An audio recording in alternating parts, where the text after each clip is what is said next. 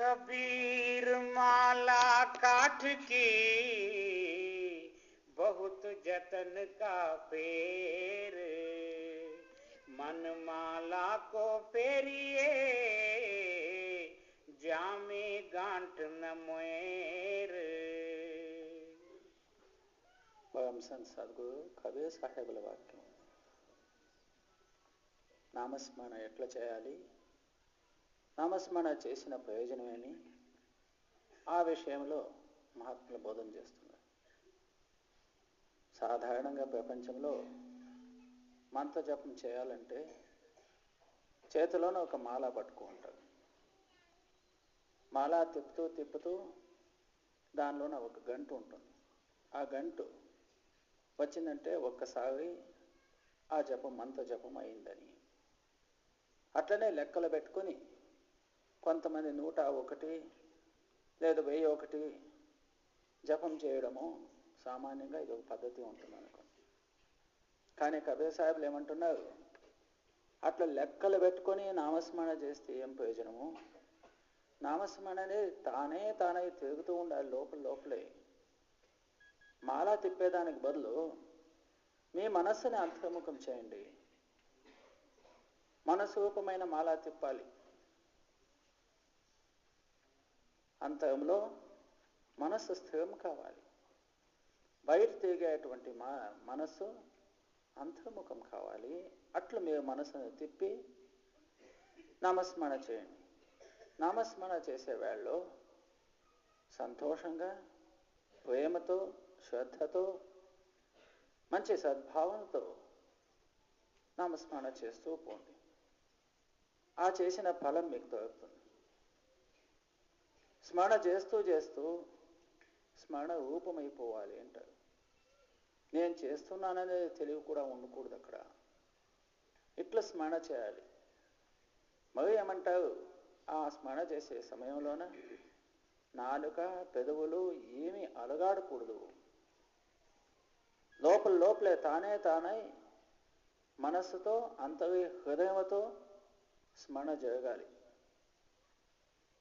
ఇది ఎట్లా చేసేది అని అనుమానం పెట్టుకోకండి.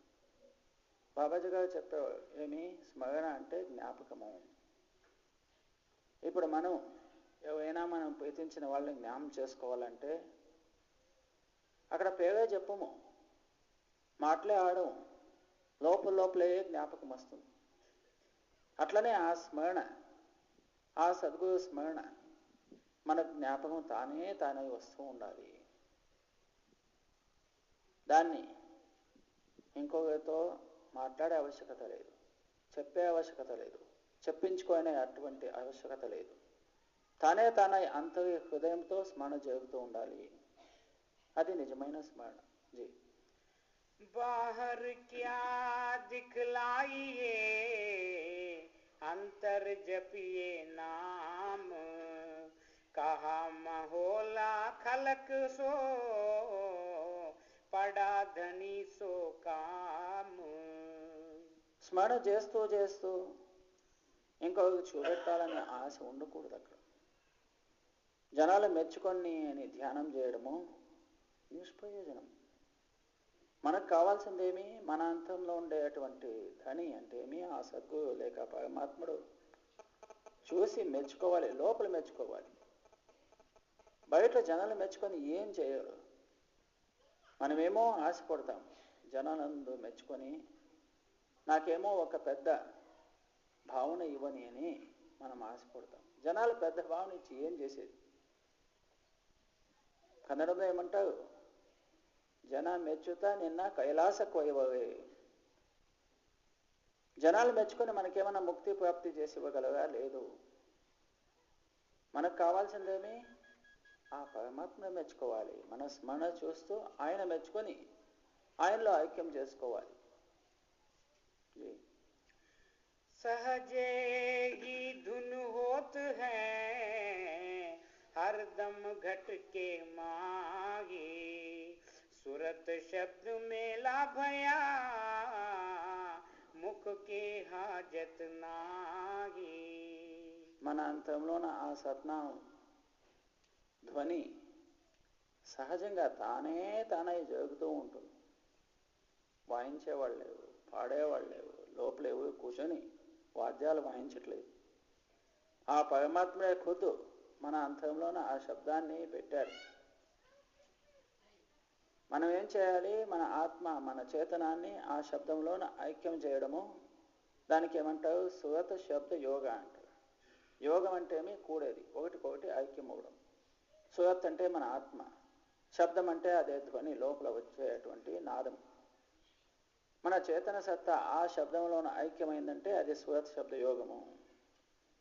అటువంటి యోగం చేయడానికి కోసం బయట మాట్లాడే ఆవశ్యకత లేదు, బయట చూపించుకునేటువంటి ఆవశ్యకత లేదు. ఏమీ వేషాభరణాలు, ఆడంబరాలు వేసే అగత్య లేదు.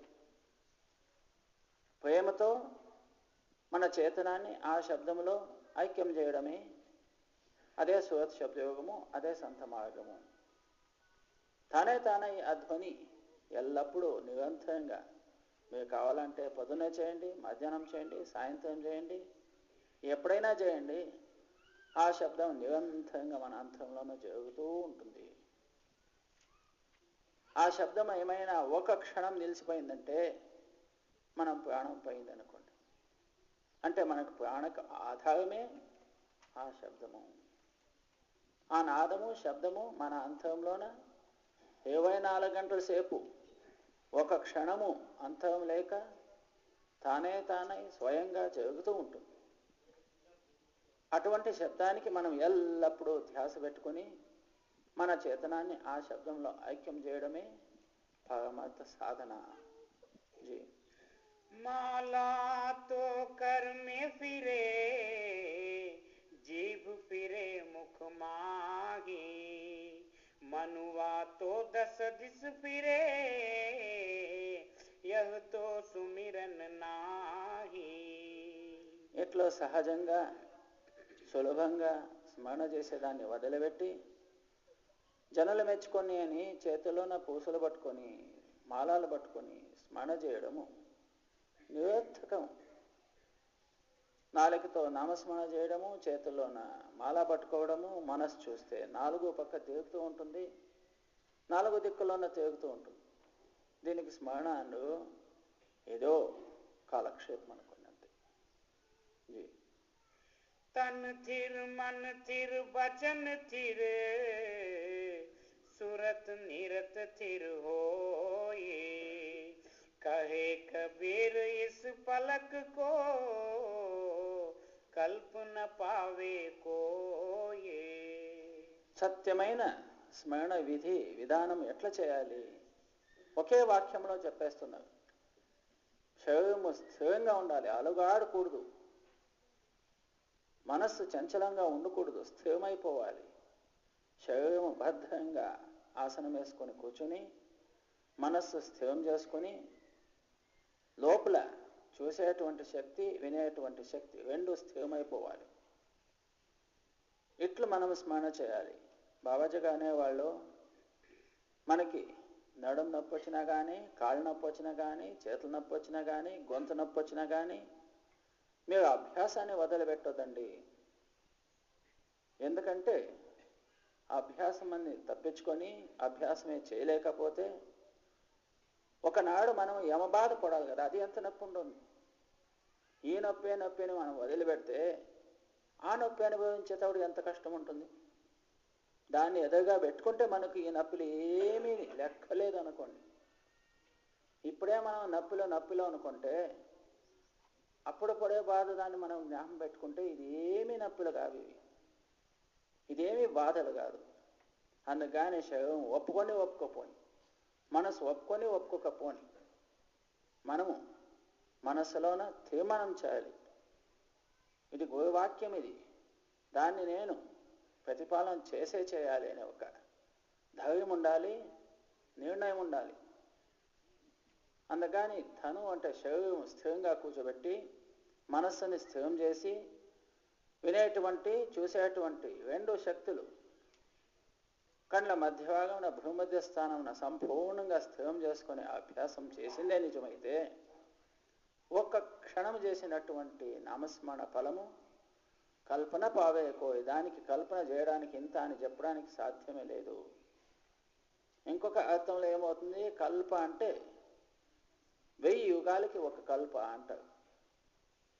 ఒకటి కాదు, ఒక యుగం అంటే ఎన్నో లక్షావధి సంవత్సరాలు. ఇంకా 4 యుగాలు, దాంట్లో 1000 యుగాలు తిరిగినప్పుడు ఇంకెంత సమయం ఉండొచ్చు అంటే 1000 యుగాలు చేసినటువంటి తపశ్చర్య ఒక క్షణంలోనే సంపాదన చేయగలం. ఎట్లా? తను, మన, వాక్యము మరి సుగత నిగత అన్ని స్థిరమై నామస్మరణ చేశామంటే అంత ఫలం అది. అంటే లెక్కలేనంత ఫలం. కానీ మనము మనస్సు ఎక్కడో పెట్టుకొని ఏమో చింతలు చేస్తూ ఏమో బాధ పెట్టుకొని స్మరణ చేస్తే దానిలో ఏమీ ఫలితం లేదు. ఏమో చేయడానికంటే చేసేది మేలు, అంతేగాని ఇట్లు నామస్మరణ చేయాలి ప్రేమతో. నేను స్మరణ ఎందుకోసం చేస్తున్నాను? వేరే వాళ్ళ కోసమా? లేదు, నా ఉద్ధారణ కోసము అనేది మనం తెలుసుకోవాలి. జీ जाप मरे अजपा मरे अनहद भी मर जाए, सुरत समानी शब्द में ताहि काल नहीं खाए. ఇట్లా మనం జపం చేస్తూ చేస్తూ తానే జపం జరుగుతుంది. మొట్టమొదట మనం జపం చేస్తున్నాము అనుకుంటాం. అంటే మన అంతంలోన, మన ముఖంలోన, లేక మన మనస్సులోన జపం చేస్తూ ఆ జపమే ముందుకి ఏం కావాలి? అజప అంటారు. మనం జపం చేయలేక ఆ జపం చేయగాలి, ఆ స్థితి అందుకోవాలి. జపం వెళ్ళిపోయి అజపాలో చనిపోతుంది. అంటే ఏమి? జపం వదిలిపెట్టి అజప జరగాలి, జపం లేక జపం జరగాలి. ఇంకా అది ముందుకు ఎక్కడ పోతుంది? అనహద్ శబ్దము అంటే ఎల్లప్పుడూ యావ హద్దు లేక, యావ ఆధారము లేక తానై స్వయంగా ఉండేటువంటి శబ్దంలో ఐక్యమైపోతుంది. మొట్టమొదట జపము, తర్వాత అజప, తర్వాత అనహద్, దానికి పైన సాగ శబ్దము. అంటేమి మనం ఎట్టెట్లు సత్లోకానికి దగ్గరికి పోతామో అప్పుడు అనహద్ శబ్దమే వెళ్ళిపోయి సాగ శబ్దం అయిపోతుంది. అంటే జప, అజప, అనహద్ మరి సాగ శబ్దము అంటారు. జాపమవే, అజపామవే, అనహద్ బి మగజాయ్, ఇవన్నీ వెళ్ళి ఆ సాగ శబ్దంలో ఐక్యమైపోతుంది. ఆ సాగ శబ్దంలో మన సుగత్ అంటే ఆత్మ ఐక్యమైనప్పుడు, అంటే సత్లోకం అందుకున్నప్పుడు కాలశక్తి ఏం చేయడానికి సాధ్యం? కాలం దేశం వదిలిపెట్టి పోయాం. కాలని అద్భస్తులు లేం మనం అక్కడ. కాలనహి కాలడు వచ్చేదానికి అవకాశం లేదు అక్కడ. జీ जाकी पूंजी श्वास है, छिन आवे छिन जाए, ताको ऐसा चाहिए रहे नाम लौलाए. ఈ శ్వాస, ఈ మనుష్య జన్మం అమూల్యమంటారు. యావ క్షణంలో వెళ్ళిపోతుందో అందుకు కానీ నామస్మరణ ప్రతి శ్వాసలో చేసుకుంటూ ఉండండి. ఒక శ్వాస కూడా ఖాళీ పోకూడదు, బాధ కావాలి. ఏక తిల ప్యాగా బీసవై జానో బస్ 50 అంట. ఒక శ్వాస, ఒక క్షణం నామస్మరణ చేయలేక మర్చిపోయి మనం జీవితం గడిపామంటే మన ఆయుష్యంలోనే 50 ఏళ్ళు పోయిందేమో అని బాధ కలగాలి. అటువంటి బాధ ఉండాలి, అటువంటి నొప్పి ఉండాలి. నామస్మరణ చేయలేక ఈరోజు నేను గడిపానే, ఆ సద్గురువులు ఇచ్చినటువంటి నామాన్ని నేను 1 గంట 1 క్షణము మర్చిపోయానే అనే ఒక బాధ కలగాలి అంటారు. జీ कहता हूँ कह जात हूँ, कहाँ बजाऊं ढोल, श्वासा खाली जात है, 3 लोक का मोल. కబీర్ సాహెబ్లు ఏం చెప్తున్నారు? నేను పదే ఇదే వాక్యాన్ని చెప్తూ వచ్చాను. ఏమి గట్టిగా చెప్పాను నేను. ఒక్కొక్క శ్వాస లెక్కలేనటువంటి మీ ఆయుష్యం లెక్క లేదు దానికి. అమూల్యమైనది, లెక్కలేనటువంటి శక్తి అనండి. 3 లోకాలు వాపస్ తెచ్చిచ్చినా కానీ శ్వాస మాత్రం వాపస్ కాదు. మనుష్య జన్మము సర్వశ్రేష్టమైనది. దేవీ దేవతాదులు కూడా మనుష్య జన్మము దొరికితేనే ముక్తి ప్రాప్తి చేసుకునేదానికి అవకాశం. వాళ్ళు కూడా మనుష్య జన్మ రాని అని వేడుకుంటూ ఉంటారు. అటువంటి శ్రేష్టమైన మనుష్య జన్మము 3 లోకాలు ఇచ్చినా కానీ మనుష్య జన్మ వచ్చినటువంటి ఫలం 3 లోకాలు ఇచ్చినా కానీ తక్కువే అనుకోండి, దానికి సమానం కాదు. జీ ऐसे महंगे मोल का एक श्वास जो जाए, 14 लोक पटतर नहीं काहे धूर मिलाए. ఏమంటున్నావు? ఐసే మహంగే మూలక, ఇది ఈ శ్వాస ఎంత వెలప అంటే 14 లోకాలు ఇచ్చినా ఆ వెల ఇంకా సమానం కాదు అనుకున్నాం. మనం నిరర్థకంగా శ్వాసలు గడుపుతూ ఉన్నాం. ఎందుకు మట్టిలోన ఈ శ్వాసాలు నష్టం చేసుకుంటూ పోతున్నారు? సామాన్యంగా అనుకోవద్దండి. ఎందుకంటే ఒక అకౌంట్, ఒక్కొక్క మనిషికి ఇంతింత అనే అకౌంట్ ఆయన ఇచ్చి పంపించాడు. ఎవరు? అకర్త పురుషుడు. ప్రతిరోజు ఆ అకౌంట్లో తక్కువ అవుతూ పోతుంది శ్వాసల లెక్క. అకౌంట్ ఖాళీ అయినప్పుడు వెళ్ళిపోతాం. ఒక శ్వాస ఎక్కువ చేయడానికి కాదు అక్కడ. ఎప్పుడు మన లెక్క ప్రతిరోజు నష్టం చేసుకుంటూ పోతున్నామో ఆ అకౌంట్లో 0 అయినప్పుడు ప్రాణం వెళ్ళిపోతుంది. ఒక శ్వాసం కూడా ఎక్కువ ఉండడానికి అవకాశం లేదు ఇక్కడ. ప్రతి ఒక్కరు ఇటువంటి అకౌంట్ తీసుకువచ్చాం, దానిలో సదుపయోగం చేసుకోండి. जी नींद निशानी मीच की उठ उठ कबीरा जाग, और रसायन चाड़ कर तू नाम रसायन लाग. మనకు మంచి భోజనాలు, మంచి నిద్ర అంటే చాలా ప్రియమే. ఎంతమంది జనులు ఉన్నారో వాళ్ళందరికీ ఆరోగ్యం బాగున్నప్పుడు విశేషంగా భోజనాలు, విశేషంగా నిద్ర అందరికీనూ ప్రియమేది. కానీ కబీర్ సాహెబులు ఏమంటున్నారు? ఆ నిద్ర అనేది ఒక మరణ స్థితి అనుకోండి. కాలుని శక్తి అది మనల్ని మర్చిపోయేట్టు చేసేదానికోసం, మరుపులో వేసేదానికోసం ఆ నిద్ర అనేటువంటిది పంపించాడు. పనుకునేవాడు శవమే పనుకుందేమో అనుకోండి, శవస్థితినే అది. ఎందుకంటే ఏమీ మనకి గుర్తుకు రావట్లేదు ఆ సమయంలో. ఆ సమయంలో పరమాత్మని స్మరణ చేయడానికి అవకాశం లేదు. ఇట్లు మరణస్థితి ఉన్నట్టే, ఏమో లోపల శ్వాస ఉంది, బతికామంతే. అందుకని కబీర్ సాహెబులు ఇంకొక చోట ఏమంటారు? కబీర్ సోయా క్యా కరే జాగకే జపోదయాల. ఏమి అగాధమైన నిద్ర. ఆ నిద్ర పోతూ పోతూ ఆ పరమాత్మని స్మరణ ఎందుకు మర్చిపోతున్నారు? పొద్దున్నే త్వరగా లేచి జాగకే జపోదయాళ, దయాళ శక్తి ఆ పరమాత్మని స్మరణ చేయండి, జపం చేయండి. మీరు నిద్రలోనే టైం గడిపారంటే ఏక దిన హై సోవనా లంబే పైవ పసార్. ఒక దినము అటువంటి నిద్రపోతాము, చేతిలో కాళ్ళంతా సాపి పనుకున్నామంటే మళ్ళీ లేసేలేదు. అటువంటి నిద్ర ఎప్పుడు? చనిపోయేప్పుడు. అప్పుడు హాయిగా నిద్ర అనుకోండి, ఎవరు లేపించేవాళ్ళు లేదు, లేపించినా లేయము. ఆ నిద్ర ఒక దినం కాసుకోంది. ఈ నిద్రలోనే మనం అజ్ఞానరూపమైన నిద్రలోనే పడి ఆ చేతన జ్ఞానరూపమైన నామాన్ని ఎందుకు మర్చిపోతున్నారు? నిద్ర అనేది ఒక కాలన శక్తి, జ్ఞానం పెట్టుకోండి. పొద్దున్నే మనం లేదంటే మరణానికి ఆహ్వానం ఇది, మన జీవితం పోగొట్టుకునేది.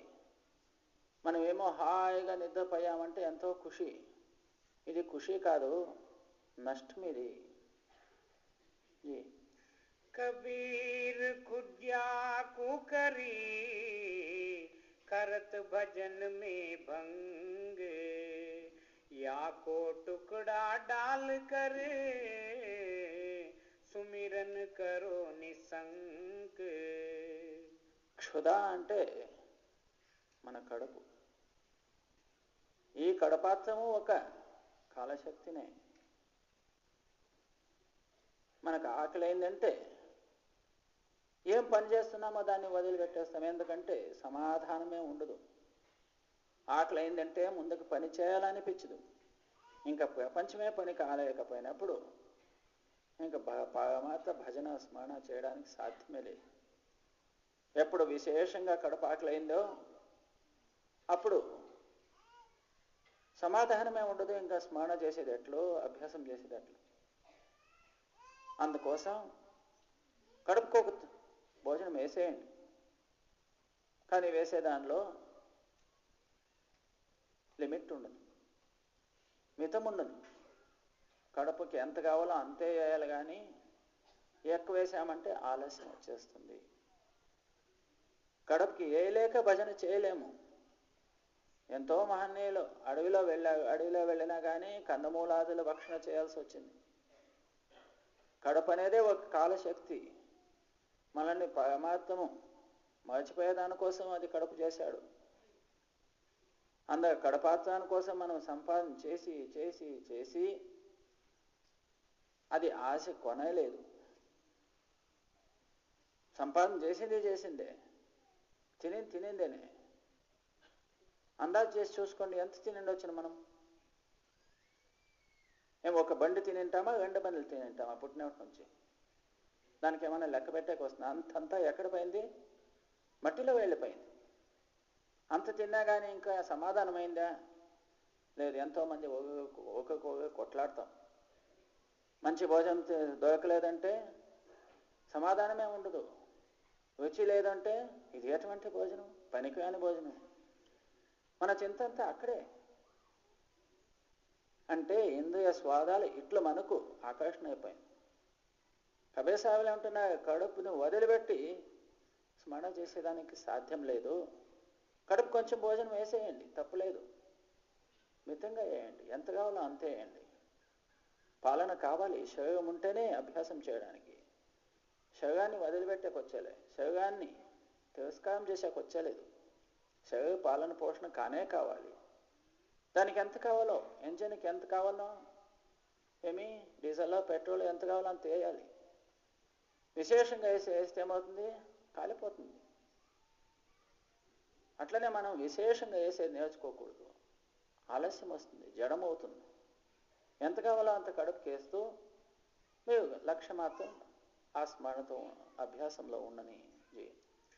चिंता तो सतनाम की और न चितवे दास, जो कुछ चितवे नाम बिन सोई काल के पास. వేరే చింత అనేది ఉండకూడదు. వేరే చింత చేశామంటే అది కాలనే పాశమే అనుకోండి. ఇంకా మనం నామస్మరణ, నామచింత, పరమాత్మ చింత చేయలేదంటే వేరే చింతలన్నీ ప్రపంచం చింతలే. ప్రపంచ చింత అంటే ఏమి, కాలపోషణ చింత అంటే ఏమి, 2 ఒకటేనే. ఎంత ప్రపంచ చింత చేస్తామో అంత కాలుడు పాశలో దానిలో పడేదే. అందుకని అన్య చింత చేసి ఏమీ ప్రయోజనం లేదు. మనం ఏమనుకుంటాము, చింతలు చేయకుండా ఎట్లయితుంది? చింత చేస్తూ ఉండాలంట. ఎందుకప్ప చింత చేయాలి? చింత చేసే దాని నుంచి ఎక్కువ దొరుకుతుందా అంటే లేదు. ఏ చింత చేసేదాని నుంచి మనం ఉద్ధారం అవుతామో ఆ చింతే చేయాలి. అదే కబీర్ సాహెబ్లు అడుగుతారు, కబీర్ క్యామై చింత హూ, నేను ఏం చింత చేయను. మమ చింతేసే క్యా హోయ్, నేను చింత చేసేదాని నుంచి ఏమవుతుంది? మేవి చింత హరకవే చింత మోహిన కోయను. నా చింత ఆ పరమాత్మ చేస్తున్నాడు, నాకు ఇంకేమీ చింత లేదు. అట్లా మనల్ని ఆ పరమాత్మ భావం వేసేస్తే ఆయన సర్వరక్షకుడు.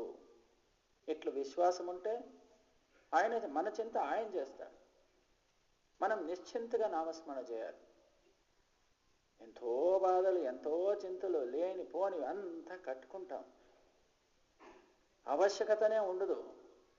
వేరే వాళ్ళ చింత చేసి చేసి చేసి జీవితమే పోగొట్టుకుంటున్నాం. పాటలు వినిండొచ్చు మీరు. పరచింతే నమగేకే. పరచింత అంటే ఏమి? ఇంకొక చింత. చింత చిత సమానం అంటారు. చిత అంటే ఏమి? శవము. చింత చేస్తే అగ్ని. శవం ఎట్లా అగ్నిలో వేస్తావో అట్లనే మనల్ని అగ్నిలో కాలుస్తుంది అది. అందుకని నిశ్చింతగా ఉండండి. చింత చేసి మనం ఎక్కువ ప్రాప్తి చేసుకుంటామనేది కల్పన. మనకి ఏం దొరకాలో అది తప్పకుండా దొరుకుతుంది. మనం విశేషంగా చింత చేసేది అలవాటైపోయింది. కబీర్ సాహెబులు ఏమంటున్నారు? చింత చేయకండి, నిశ్చింతగా ఉండండి, శాంతంగా ఉండండి. పరమాత్మ మనకి ఎంత ఇవ్వాలో తప్పకుండా ఇస్తాడు. కర్మ కరిమా లిఖదియా అభి కచు లిఖానా జాయ్. మొదటే రాసి పెట్టేశాడు మన తలరాత. ఆ తలరాతలో మనం బదలు చేయడానికి సాధ్యం లేదు. అది మాసా ఘటే నా తిలబడే జోసేవ్ పోడే కోయ. ఒక గులగంజంత మాత్రం ఎక్కువ కాదు, అది సాసు గింజంత తక్కువ కాదు. మనకేం దొరకాలో అది తప్పకుండా దొరుకుతుంది. ఆ ఒక విశ్వాసం కావాలి కదా. విశ్వాసం లేని దానివల్ల మనం చింతలు చేసుకుంటూ జీవితం చేస్తాం. అన్ని చింతలు ఎక్కువైనప్పుడు నామచింత, పరమాత్మ చింత తానే తగ్గిపోతుంది. జీ नाम जो रति एक है, पाप जो रति हजार, आध रति घट समचरे, जार करे सब छार. మన పాపాదులు, మన కర్మాదులు పోగొట్టుకునే దానికోసం నామస్మరణ ఒక్కటే నిజమైన శక్తి. అది సాధారణం అనుకోకండి. నామం మహా పరాక్రమ శక్తి. ఒక గులిగింజంట, ఒక గత్తి అంటే ఏమి? ఒక గింజ మాత్రం, గులిగింజంత మన అంతంలో నామస్మరణ ప్రకటమైందంటే ఒక గులిగింజంత పోని ఆది గత్తి అంటే ఏమి? అర్ధ గింజంత అనుకోండి. ఈ శరీరంలోన ప్రకటమైతే 1000 పాపాదులు ఒక క్షణంలో వెళ్ళిపోతాం. కించిత్ మాత్రం నామం మన హృదయంలోన జరుగుతూ ఉంటే పాపాదులు క్రమేణంగా కరిగిపోతాయి. सतनाम को सुमिरते उधरे पतित अनेक, कहे कबीर नहीं छाड़िए सतनाम की टेक. ఎన్నో పాపాదులు నామస్మరణ చేశామంటే పాపాదులు తప్పకుండా వెళ్తాయి. ఉదవే పతిత అనేక అంటారు. ఎంతో పాపీ జనులు ఉద్ధారమైపోయావేమి? నామస్మరణ చేస్తూ చేస్తూ చేస్తూ. నామస్మరణ నుంచి పాపాదులు వెళ్ళి పాపిష్టులు ఉద్ధారమయ్యారంటే ఇంకా భయం ఎందుకు, శంక ఎందుకు? అవు सतनाम को सुमिरते उधरे पतित अनेक, कहे कबीर नहीं छाड़िए सतनाम की टेक. అనేక మంది ఉద్ధారమైనారంటే మీకెందుకు భయము? నామ ఆధారం మొదలు పెట్టొద్దండి, నామాన్ని మర్చిపోవద్దండి. ఎంత దృఢ విశ్వాసంగా చెప్పిస్తున్నారు. ఎందుకు నామాన్ని మర్చిపోతారు? నామ ఆధారం ఎందుకు వదిలిపెడతారు? ఎటువంటి పతితులంటేమి? పాపిష్టులు ఉద్ధారం అయిపోయారు. అనుమానం పెట్టుకోకండి. नाम जपत कन्या भली साकत भला न पूत छेरी के गल गलथना जामे दूध न मूत. కబీర్ సాహెబ్లు ఏమంటున్నారు, ఎంతో మంది సంసారంలో మగబిడ్డ పుట్టాలి అని ఆశపడతారు, కానీ నామస్మరణ చేసేటువంటి వాళ్ళు మగబిడ్డ పుట్టిని ఆడబిడ్డ పుట్టిని అది లాభం. నామస్మరణ చేసేటువంటి ఆడబిడ్డ పుడితే నామస్మరణ చేయలేనట్టు మగబిడ్డ పుడితే యావది మంచిది. చూడండి, నామస్మరణ చేసేటువంటి వాళ్ళ పుడితే అది లక్షణం. పరమార్థం చేయలేనటువంటి బిడ్డలు పుడితే ఏం లాభం? నష్టమే నష్టం. మేకలు గొర్రెలు గొంతులోన స్తనం సొన్నులు ఉన్నట్లు మాంసం పెరిగింటుంది అనుకోండి, దాంట్లో ఏమన్నా పాలు వస్తుందా, మూత్రం వస్తుందా? ఏమీ పనికి రాదు. అట్లనే మన ఇంట్లో బిడ్డలు పుడితే వాళ్ళు పరమాత్మ సాధన చేయలేనటువంటి వాళ్ళు వస్తే లాభమేమి? ఏం లాభం చెప్పండి? అటువంటి వాళ్ళు పుట్టి భూమికి భగవంతే జీ. नाम जपत कुष्टी भला छुव छुव पड़े जो चाम कंचन देह किस काम की जामुख नाही नाम. ఎంత సౌందర్యమైన దేహం ఉంటేమి, కంచన దేహ కిహకామకి, మంచి బంగారు ఉన్నట్టు సుందరం ఉన్నా కానీ, అంత కాంతి ఉన్నా కానీ ఏం పనికి? జహ్యముఖ నహినాం. ఎవరు ముఖములో నామస్మరణ జరగదో వాళ్ళకి ఎంత యౌవనం ఉంటేమి, ఎంత శృంగారం ఉంటేమి, ఎంత సౌందర్యం ఉంటేమి, నిష్ప్రయోజనం. దానికంటే కుష్టి అంటేమి, కుష్ఠరోగం ఉంటుంది. ఆ కుష్ఠరోగం వచ్చి ఎక్కడంటే అక్కడ రక్తం వస్తూ ఉంటుంది, కీ వస్తూ ఉంటుంది. అటువంటి దేహం మేలు. ఎందుకంటే వాళ్ళు నామస్మరణ చేస్తే వాళ్ళు ఉద్ధారం అవుతారు. అంటే ఏమి? నామస్మరణ చేసేటువంటి వాళ్ళు మంచి స్వరూపుణ్ణి, కురూపుణ్ణి. అది ప్రపంచంలో సార్థకము. నామస్మరణ చేయలేనటువంటి ఏమి సౌందర్యం ఉన్నా నిరర్థకమే.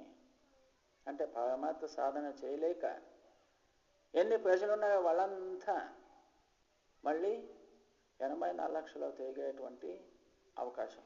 మనుష్య జన్మ వచ్చినా నిరర్థకమే జీ. जाकी गाठी नाम है ताके है सब रीत कर जोरे ठाड़ी सभी 8 सिद्ध 9 से नीद. ఎవరి హృదయంలో నామస్మరణ జరుగుతుందో అటువంటి వాళ్ళకి సర్వస్వము దొరుకుతుంది. ఏమి? వృద్ధి సిద్ధి చమత్కారాదులు, అష్టసిద్ధి నవనిధి సేవ చేయడానికి కోసం కాసుకో ఉంటుంది. అంటే నిజమైన నామస్మరణ చేసేవాడు లేక నామంలో ప్రీతి ఉన్నవాడు దాన్ని ఏమీ అంగీకరించడు. అంటే ఏమి? దాన్ని ఏమీ స్వీకరించడు.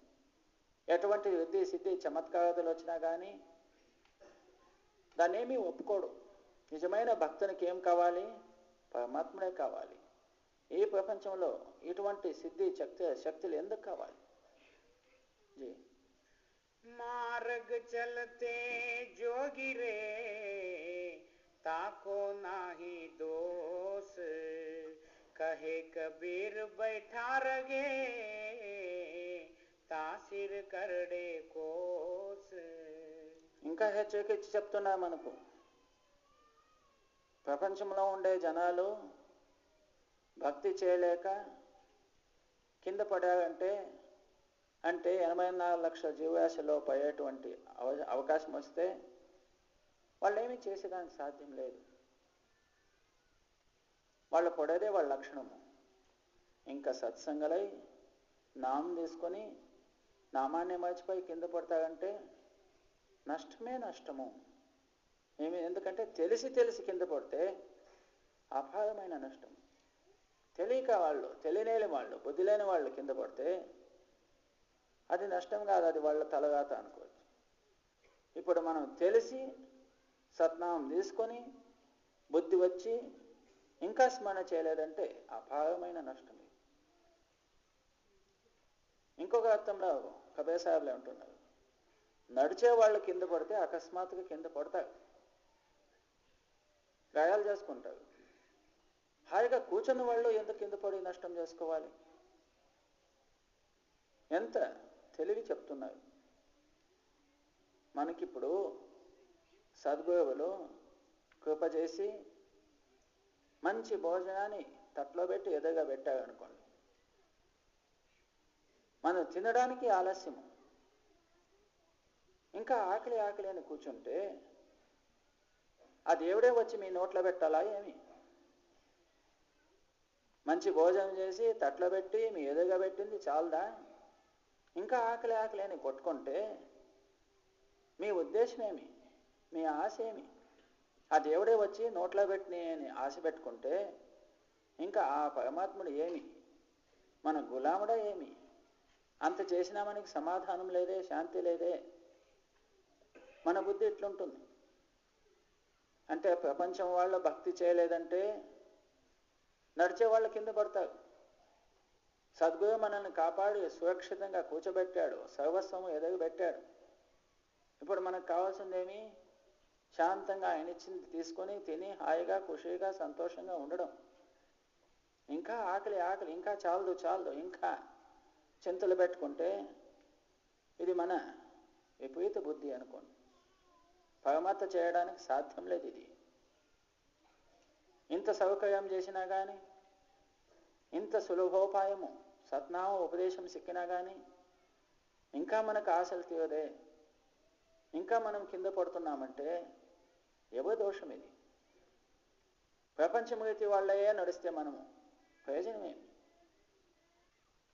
మీరాబాయి మేవాడ దేశ రాణి, ఆమెకి ఏమీ తక్కువ లేదు.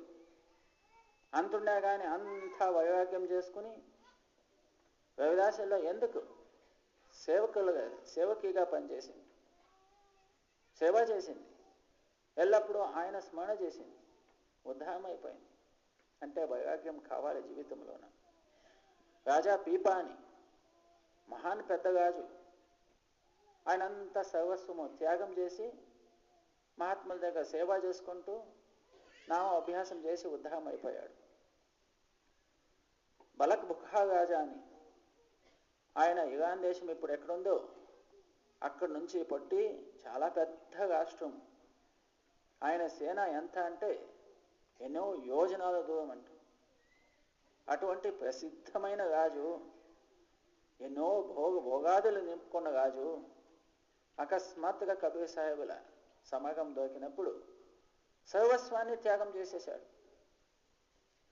12 ఏళ్ళు చాకరీ చేసుకుంటూ కూర్చున్నాడు సాధారణ రూపంగా. కబీర్ సాహెబులు నేసే పని, అప్పుడు ఆయన దగ్గర నేసే పనులు, వనలేసుకునే పనులు ఇట్లు చేసుకుంటూ నీచ సేవ చేసుకుంటూ 12 ఏళ్ళు అయ్యాక ఆయనకి నామం దొరికింది. ఎందుకు? అటువంటి రాజుడు సర్వస్వం ఉన్నవాళ్ళు ఎందుకు త్యాగం చేశారు? ఎందుకు వైరాగ్యం ధారణ చేశారు? ఒక్క నామాని కోసం. నామం ఎందుకు కావాలి? ఇదే జీవితంలో ముక్తి పొందుకోవడానికి కోసం. అంటే నామం అంటే సులభం కాదు, అభ్యాసం అంటే సులభం కాదు. ఇంత మనకు కృప చేసి ఇంత సౌలభ్యము, ఇంత సౌకర్యము, ఇంత సుఖం పెట్టినా కానీ మనకి ఇంకాను లక్షంతా ప్రపంచ పక్కే పెట్టుకున్నాము, వైరాగ్యం లేదు, త్యాగ భావన లేదు, సంతోషం లేదు, శాంతి లేదంటే ఇంకా పరమాత్మను మనకి ఏం చేయాలి? తెచ్చిపెట్టిన దాన్ని నోట్లో పెట్టే వరకు కాసుకో ఉండాలనా ఏమి? విచారం చేయండి. జీ. 5 सखी प्यू प्यू करे, छठा जो सुमिरे मन, आई सुरत कबीर की, पाया नाम रतन. మన అంతంలోన 5 ఇంద్రియాలు, శబ్ద స్పర్శ రూప రసగంధం, మరి 6వది మనసు. ఇవన్నీ అంతర్ముఖమైపోతే మన అంతరంలో నామరూపమైన రత్నమే ప్రాప్తి అవుతుంది. బయట చూసేటువంటి కళ్ళు అంతంలో ఆ పరమాత్మని చూసేటువంటి ఆకర్షణ కావాలి. మరి శబ్దం అంటే బయట మనం వినాలి వినాలి వినాలి అని సంగీతాలు, మాటలు, నింద, స్తుతి, అవి ఇవి అవన్నీ అంతర్ముఖమై ఆ శబ్దాన్ని వినాలి. రూపం అంతరంలోన ఆ సద్గురు స్వరూపం చూసేదానికోసం ఏదో చూడాలి. బయట మనం ఉపాధులు చూడాలనుకుంటాం, లేదు అంతరంలోన ఆ స్వరూపం చూడాలి. అట్లనే నాలుక అనండి, బయట స్వాదాలు తీసుకోవాలంటాము, అంతరంలో ఆ నామ స్వాదం కావాలి. పరిమళమైన ఆ ఒక వాసన, సువాసన, మధురమైన వాసన లోపల తీసుకోవాలి. అట్లా శబ్ద, స్పర్శ, రూప, రసగంధం 5 ఇంద్రియాలు మరి మనస్సు 6ను అంతర్ముఖమైతే మన అంతరంలోనే అద్భుతమైన రత్నాదులు అంటే నామరత్నం ప్రాప్తి చేసుకోగలము. तू तू करता तू भैया मुझ में रही ना हूँ, वारी तेरे नाम पर जित देखो तित तू. ఇట్లా మనం స్మరణ చేస్తూ చేస్తూ నేను నేను అనే దాన్ని వదిలిపెట్టి సర్వస్వం హే సద్గురు నువ్వే నీదే నువ్వే నీదే, ఎక్కడ చూస్తే అప్పుడు ఆ సద్గురువే ప్రత్యక్షమవుతాడు. ఎక్కడ చూస్తే అక్కడ నామే జ్ఞాపకం వస్తుంది. నేను నేను అనే దానికి ప్రపంచం గుర్తొస్తుంది. హే సద్గురువే, హే పరమాత్ముడా నువ్వే నువ్వే, నీ ఆధారమే, సర్వస్వము నీదే అనే దానికి ఆ స్వరూపంలో ఐక్యమైపోతాం. లెక్కలేదు అక్కడ. నేను, నాది, మనది అనేదాన్ని మర్చిపోవాలి.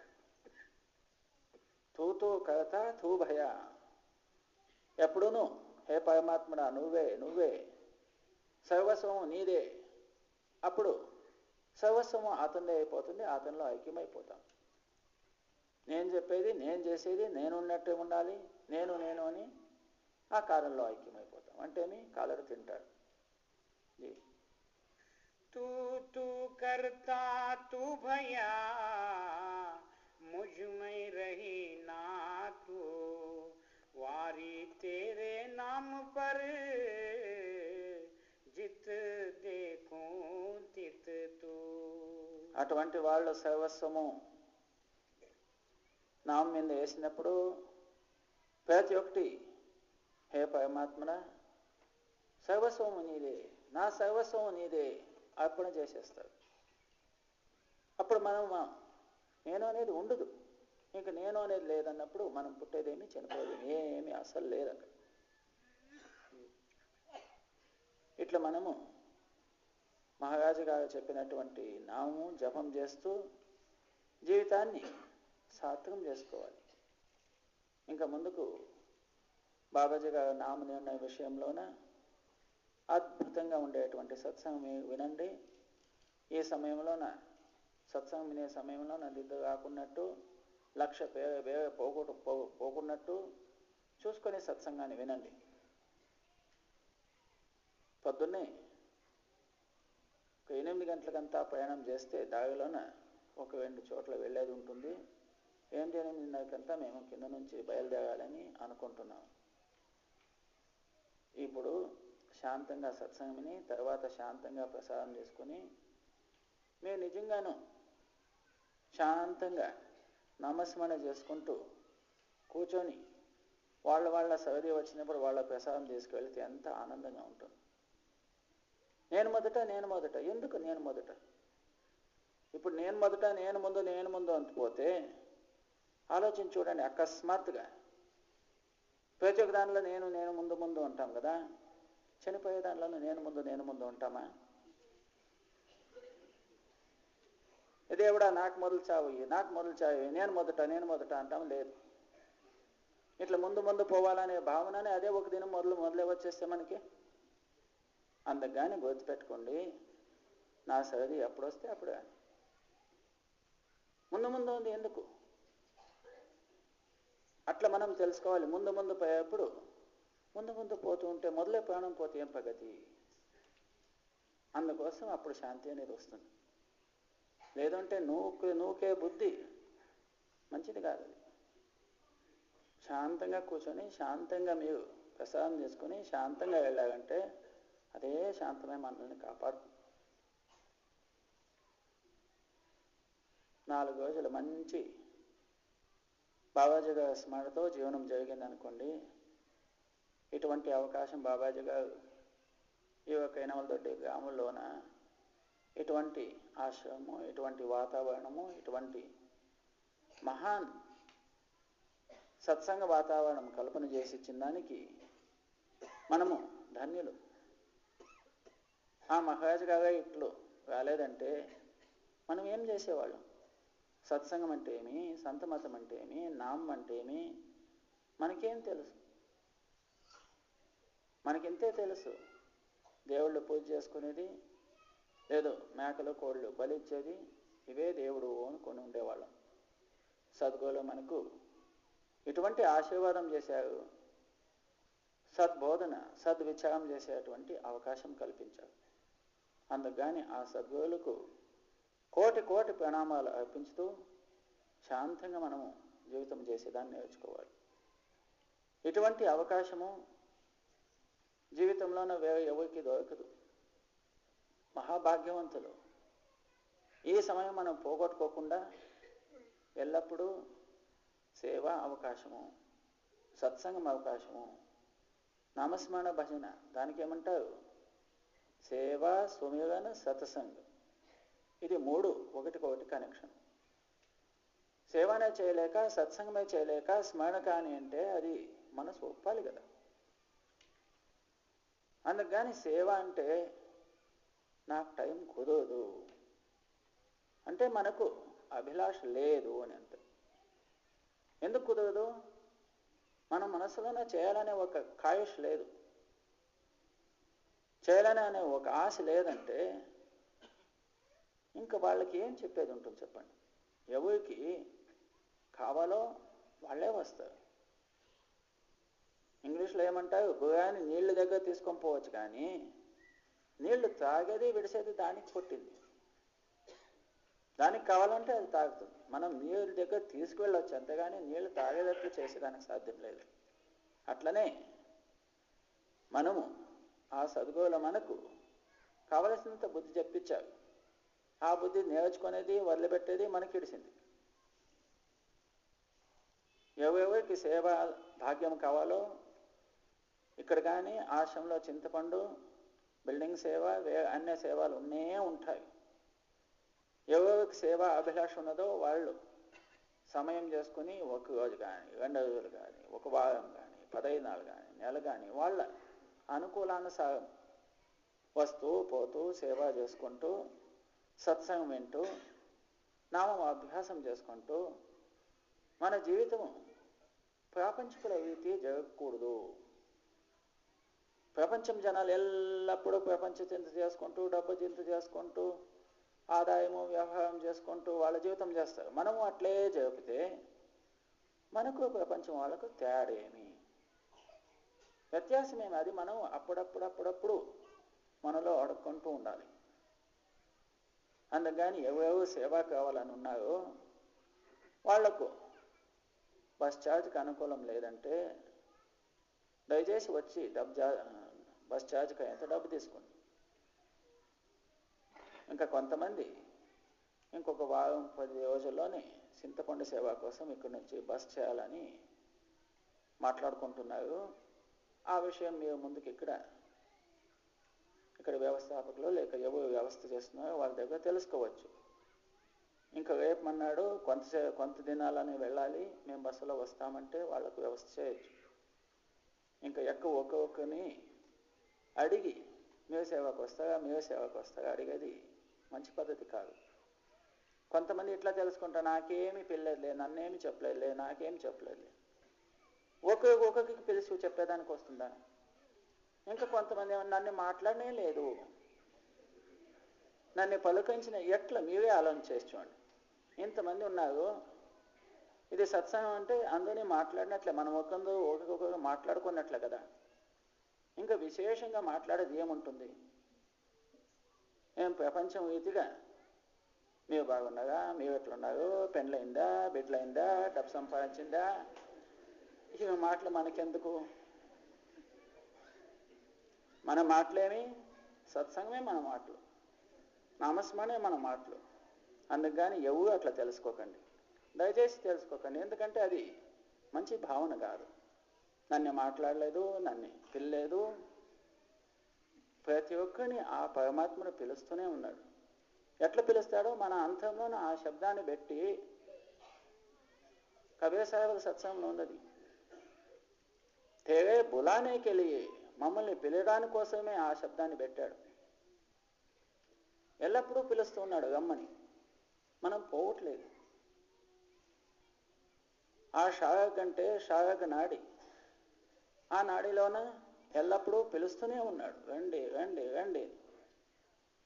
మనం వినట్లేదు, ఆ శబ్దాన్ని వినట్లేదు, మనం పోవట్లేదు. తప్పు మనలో పెట్టుకొని మనల్ని పిల్లేదే అంటే ఏమిటది? అందుకని ఎవరు అభావం తెచ్చుకోకండి. ఎల్లప్పుడూ ఆ సద్గురువు మనల్ని రక్షణ చేస్తాడు, మనల్ని పిలుస్తూనే ఉన్నాడు. మన అభ్యుదయము, మన ఉద్ధారము ఆయనకు చింత ఉంటుంది.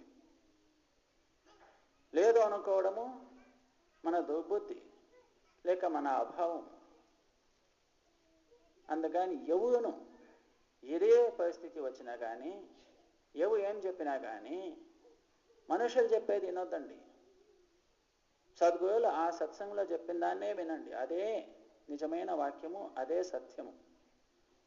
మనుషులు చెప్పించిందంతా ఏదో స్వార్థం ఉంటుంది, ఏదో ఒక సంయోగంతకు ఒక సుళ్ళు ఉంటుంది. మందు విచారం చేస్తే ఏమీ పెద్ద మాట కాదు. ఇది విచారం చేయలేక ఇంకోగా అనుకుంటారు, మనం అనుకోవాలి, అది తప్పది. అందుకు కానీ ఇవన్నీ విచారాలు ఎందుకు వచ్చావప్ప అంటే వాళ్ళు చెప్పింది చెవికి పడింది. అందుకని అవన్నీ సంశయాలు వెళ్ళిపోని అనే ఉద్దేశం అంతేనే, ఇంకా వేరే ఏమీ ఉద్దేశం లేదు. ప్రతి ఒక్కరు శాంతంగా కూర్చొని సత్సంగం విని ప్రసాదం తీసుకొని తర్వాత శాంతంగా పడుకొని పొద్దున్నే ప్రార్థన చేసి 8-8:30 గంటకి కిందకి వెళ్ళి అక్కడ ప్రార్థన చేసుకొని అక్కడి నుంచి బయలుదేరేది. 4 రోజులు శాంతంగా 5వ రోజులు గడిపాము. అదే శాంత పరిస్థితి జీవితం అంతా పెట్టుకోవాలి. చనిపోయే వరకు ఆ సద్గురువే నామే ఆధారం చేసుకోవాలి. అది సత్సంగ లక్షణాలు అనుకోండి. రాధాస్వామి.